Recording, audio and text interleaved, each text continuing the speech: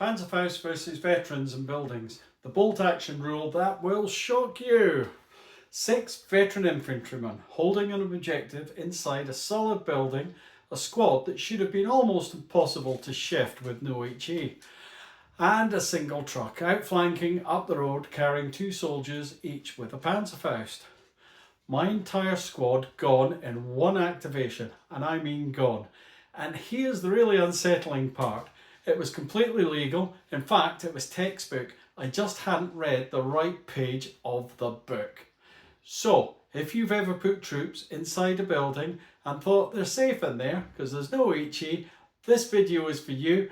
And if you're the one fielding the Panzerfaust, this video is absolutely for you as well, because players on both sides of this rule are leaving serious power on the table. Let's get into it. Right, before we dive into the actual rules, let me set the scene, because the situation I'm about to describe is the reason this video exists. It was a competitive game. I had 6-man veteran squad. That's maximum experience, maximum resilience, inside a building, covering an objective. You know that feeling when you look at a unit and think, yeah, they're fine, I don't need to worry about them. Well, that was me. My opponent's truck came on from outflank. It drove up the road right to within 12 inches of that building, and inside that truck were a squad of troops, 2 carrying a Panzerfaust, 1 shot, shaped charge, +6 penetration. I want you to think about that for a second. A truck, 2 soldiers, 2 single-use rocket launchers against 6 hardened veterans in a reinforced position. And this is where most players, including me at the time, get it consistently wrong. They assume the building is protection as long as there's no HE. It's not. Not from a shaped charge. Not even a little tiny bit. So let's look at exactly why, starting with what the shaped charge special rule actually does. Right, shaped charge. It's a special rule applied to a specific set of weapons. We're talking the Panzerfaust, the Panzerschreck, the bazooka, and the Piat.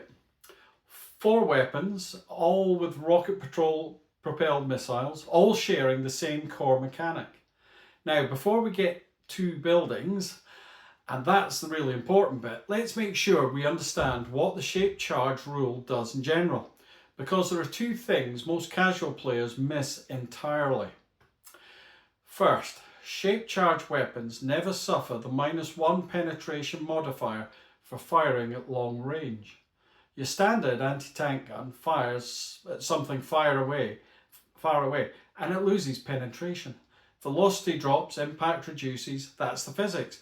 But a shaped charge doesn't rely on velocity to penetrate armour. It uses a focused explosive jet, so the -1 at long range doesn't apply.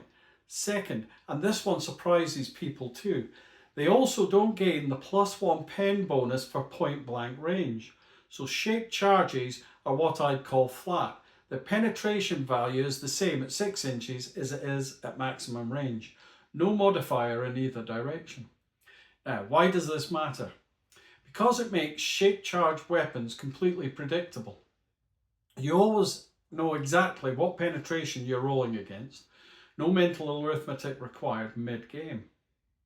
The Panzerfaust, specifically, has a 12-inch range, +6 penetration, and it's 1 shot. That's your most common shaped charge threat on the German side. The Panzerschreck gives you a 24-inch range, but it's a 2-man team weapon. The bazooka is the Allied equivalent, 24 inches, but just +5, and the Piat, British, is 12 inches with +5 penetration. These are all serious anti-tank threats, but what happens when the target isn't a tank? What happens when the target is a squad inside a building? Well, that is where it gets genuinely frightening. Right, here it is. Shaped charge weapons against buildings. This is a rule that my opponent knew and I didn't. When a weapon with the shaped charge special rule fires at a unit inside a building, it is treated as an HE weapon for targeting purposes. That means it only needs to target the walls. You don't need line of sight to the individual soldiers. You target the structure itself. So already we've removed one of the main defensive advantages of putting troops in a building. But here's where it really escalates. If you score a hit, and remember, you're targeting a building which is normally quite straightforward, the unit inside counts as being hit by a 2-inch HE weapon. Let's break that down. A 2-inch HE weapon generates D6 hits, not one hit, D6. On average, that's 3.5 hits from a single shot against the unit that's inside. And then, and this is the part that finished my veterans, there is no cover save. Buildings normally provide cover, hard cover. That's the whole point of putting men in them. But the rule explicitly states no cover save. The shaped charge bypasses the structural protection entirely. On top of that, +2 penetration and D2 pins on the unit. So to recap what just happened to my veteran squad. The Panzerfaust fires, targets the wall, hits, D6 hits are generated, let's say 4. Each hit is resolved against the troops at +2 penetration, no cover save. So that's 6 veterans, 4 hits minimum, no cover, +2 pen. And that's why 6 veterans didn't make it. Now you know.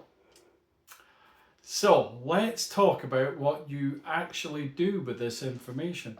Whether you're the one pulling the trigger or the one trying to survive it. Let's say you've got shaped charge weapons in your list. Here's how you make them count. The truck outflank is a legitimate tactic. It's not cheap, it's smart bolt action, really. You put your Panzerfaust troops in a vehicle, you use the outflank order, you bring them on where your opponent least expects it, ideally within 12 inches of a key building they're defending. That truck has just done something an entire artillery battery sometimes struggles to do. It's cracked open a defended building with one activation. But you don't have to use a truck. If you have troops with shaped charge weapons within 12 inches of a building and line of sight to the walls, you fire. Simple as that. The key tactical points, well, 1. Close the distance. Panzerfaust is only 12 inches. Bazooka and Panzerschreck give you 24, a bit more comfortable, more flexible. Know your weapon's range before you commit. 2. Check the target's state. If they're in a down position, those D6 hits get halved. You want them standing, so use combined arms, put some pins on the unit first if you can, and keep them active before you fire. 3. Use psychological pressure. The building provides 0 protection against a shaped charge. If your opponent knows you have these weapons, they're thinking twice about every building on the table. That hesitation is worth points. And why not like and subscribe down below while you're at it? You'll be instantly updated when more content like this drops. Now, you're on the other side of this. Your opponent has Panzerfausts in their list. What do you do? First, identify every unit in their force with a shaped charge weapon before the game starts. You need to know where the threat is coming from. Don't discover it in the middle of turn 3. Second, do not treat a building as a guaranteed safe haven. It isn't, not against shaped charges. A building still protects you from small arms, from MMGs, and from most direct fire. That value doesn't disappear, but against a shaped charge threat, you need a plan beyond they're inside, they're fine. So if you remember one thing from this video, remember this. The building is only as safe as the distance between your squad and the nearest shaped charge weapon. If your opponent can close to within 12 inches of that building, your veterans are in danger. So your job is to make sure they can't close that distance without a fight. Practical options. Well, let's have a look. 1. you can try and screen approaches. Put faster units, light vehicles or outpost infantry between the building and the likely routes. Make them fight to get through that to Panzerfaust range. 2. Use ambush. An MMG on ambush covering the road that the truck wants to drive up is a wee job well done.